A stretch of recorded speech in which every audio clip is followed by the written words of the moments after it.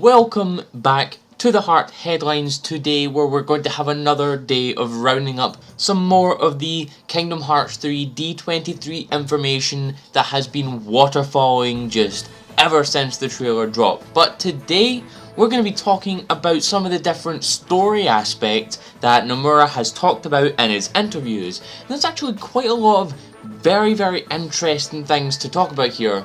Remember, all of this stuff has been said by Nomura. Most of this stuff has come from Famitsu, especially the stuff I'm going to be talking about today. And yeah, it's just amazing.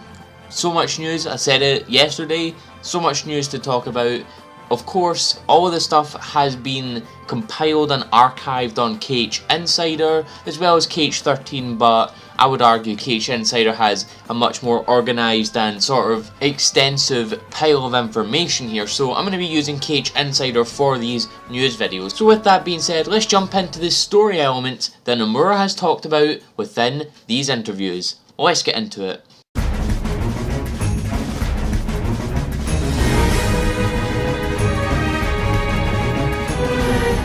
So what KH Insider has done here is they have taken all the information from Famitsu and they have sort of condensed it down into different bullet points about the scenario of Kingdom Hearts 3. I'm going to go over each bullet point, give my thoughts, give my theories on what could possibly be going on. So let's just dive right into it with the first bullet point saying, even in following announcements, Nomura thinks fans will be surprised at the quality of content. Now, that's very true, honestly. I was very surprised at how good Toy Story looks. Like, it looks like Toy Story. That's the best part. It looks like it's just been ripped right out of a Toy Story film, and it's absolutely amazing. But I haven't really got anything more I can say about that. The next bullet point is a very interesting one because it provides a lot of possibilities for it, but the world in which younger versions of Eraqus and Xehanort have been seen to be playing chess in is actually a new world. Now this is very interesting because it completely rules out a few different things. It means they're not in the Land of Departure, it means they're not in Daybreak Town. That's two worlds that have been theorised to have possibly been the place of Xehanort and Eraqus' chess playing. Now this is where Cable Town comes in. I've talked about this quite a lot recently, but Cable Town, if you do not know, there was a 2.5 launch event that happened at D23 2015, I believe, and what was said there was a bunch of different things behind the scenes. They were showing concept art, they were showing different other things, like there was concept art of the Starseeker looking Keyblade that we of course have seen in multiple different trailers with the kind of two-shoot blasters as Keyblade transformations. We've seen that drive forms have returned, although they did say Valor and Wisdom back then, but that makes even more sense now with the fact that Power form is the red form and we've got this blue form for the Starseeker Keyblade, which is very interesting. So that got confirmed. We also got confirmed that there was this sort of room, looked very weird, and there was a chessboard, and we saw Sora playing with different chess pieces. Well, we saw it in E3 2015, we saw that Xehanort and Eraqus were in a room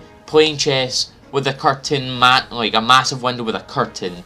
That is what was said to be there. And one of the biggest things was Cable Town, a rumoured world that was shown off, and it looked like a lot like, you know, Land of Departure. There was different islands connected by chains. Now let's rule a few things out here. It's not going to be Twilight Town, it's not going to be Radiant Garden, it's not going to be any of the other worlds. It's not going to be Traverse Town, Castle Oblivion, the world that never was. It's going to be none of those worlds, so either it's going to be Cable Town or it's going to be some sort of variation of Cable Town, because of course that was 2015, that was way back when, but it's going to have developed by that point. So it's going to be very interesting to see what this world is, if we're going to get to play as Eraqus or Xehanort. It's just like a tutorial like how we did with Roxas in Kingdom Hearts 2.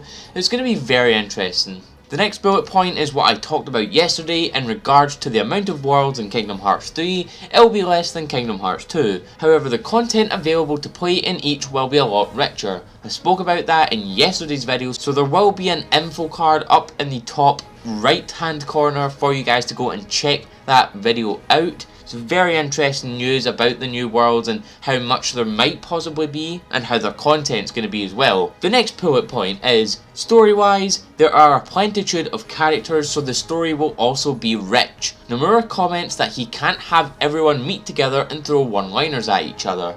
Now, of course, the 7 Guardians of Light, Sora, Riku, Kairi, probably Kairi, Mickey, maybe Terra Aquaven or Roxas Aquaven or someone like that, they're all going to meet eventually, they're all going to talk eventually, they're all going to fight the 13 Seekers of Darkness together eventually. That is an inevitability. But the thing is, are we going to see people like Roxas and Lee talking, Lee and Ventus talking, Sora and Aqua talking? Like, we're going to see these characters talking, characters who have met in the past but haven't spoken to each other in a very, very long time. I would really like to see Riku and Aqua talking, since she knew that Riku was running, and, you know, we saw the Demon Tide, you know, going for Riku as he ran to the door to darkness. And of course, she sensed that Terra gave Riku the power to wield the Keyblade on Destiny Islands. So it's going to be very interesting to see how these characters are going to interact with each other, because at some point they will start interacting with each other because they're going to have to come together for the final Keyblade War. Now, this next bullet point excites me a lot because it brings back one of my favourite characters in the Kingdom Hearts series. Nomura comments that the problems that each character has shouldered must also be settled. This also includes the members of the former Organization 13. Do you know what that means? That means that Marluxia, Larxene, Luxord, and Demyx are all highly likely to come back because they're part of the former Organization 13. Now, this is such an interesting development because I have wanted these guys to come back ever since they were shown off in both Chain of Memories and Kingdom Hearts 2.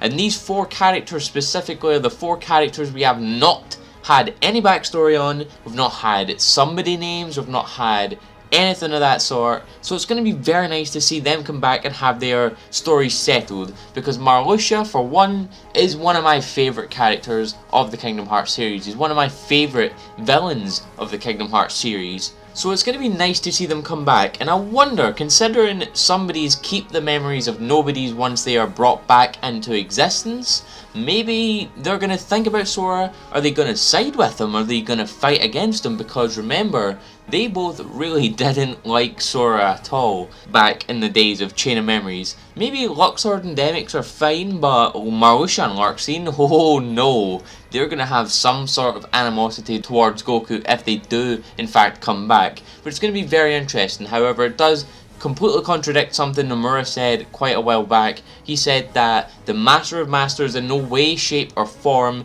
is coming back in Kingdom Hearts 3. So how are they going to, you know, involve his story into Kingdom Hearts 3? We do know that the Master of Masters will be talked about in Kingdom Hearts 3. He will be spoken about, and his motives will be spoken about in Kingdom Hearts 3. That's already been said. Of course, we're going to know that because of the box anyway. But how are they going to conclude his story? I'm very confused how they're going to do that. But this also gives the possibility of maybe bringing Luxio back into the fold, maybe bringing the Four Towers back into the fold. It's going to be very interesting to see this, and I'm very happy that this is going to happen. Now, the next bullet point does stray away from Kingdom Hearts 3 for a little bit. Nomura has finished writing the scenario about the 5th leader of the new unions in Union Cross, plans to release in early August. Apparently a cute scenario / design. So that's very good. I was kind of wondering, you know, have they forgotten about Union Cross? Because the last update we got was back in April for the 4th leader being Blaine. So I'm wondering, like, with this apparently a cute scenario design, I suppose maybe this is going to be a female, which completely puts out my theory that it was going to be someone like Sora, Xehanort, or someone, or like Luxio or someone like that. So I think it's probably going to be another female. You know, we've got Skuld being the only female right now within the union leaders, and of course we had Envy and Alva as the 2 female union leaders within the Four Towers. So it's going to be interesting to see what they are doing with the 5th leader, how they're going to handle it. And the final bullet point is, there will be another short break from Kingdom Hearts 3 news. In future announcements, Nomura intends to move forward with more specific details on systems like the battle and level up systems. Now I'm actually very glad that we're getting a break from this Kingdom Hearts 3 news, because there is so much to cover, like there's so much to take in. We have had more information with this D23 trailer than we had last year in its entirety, which is absolutely insane to think about. So it's going to be very good to have a little bit of a break, take in everything we have learned from D23, sort of summarize our thoughts, grab everything together and get ready for the next announcement, because Nomura said that, I believe he said that, he doesn't plan on releasing any more information until D23 2018 in Japan, which is, you know, it's a bit of a bummer, but maybe, well, we might not get a trailer, like, anymore this year. We've had 2 trailers, that's it for this year. We might still get information at the likes of Jump Festa, Tokyo Game Show, you know, maybe Gamescom, PlayStation Experience, places like that. So I am not at all worried about the fact that they're taking a break from Kingdom Hearts 3 news. That's very good, they should be doing so, getting prepared for the next block of news, the next trailer, everything of that sort. But with that being the last bullet point on the scenario bullet points that KH Insider has made, I will be ending this video and I will be wanting your guys' thoughts. If you could please leave a like and a comment in the comment section below. What do you think about the new scenario pieces we have gotten from Famitsu and Nomura? Do you like the fact that the former Organization 13 members are coming back? I think it's very good. Please share this amongst your friends, and if you could please hit the bell next to the subscribe button. That way you'll get every single piece of content to you as it goes up. I've been AzureAce and thank you for coming to the video.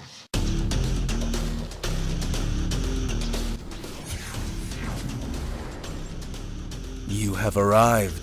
I'm here to tell you that if you don't subscribe to AzureAce for Dragon Ball, Kingdom Hearts, and Pokemon TCG content, you will wander forever in the darkness of your heart.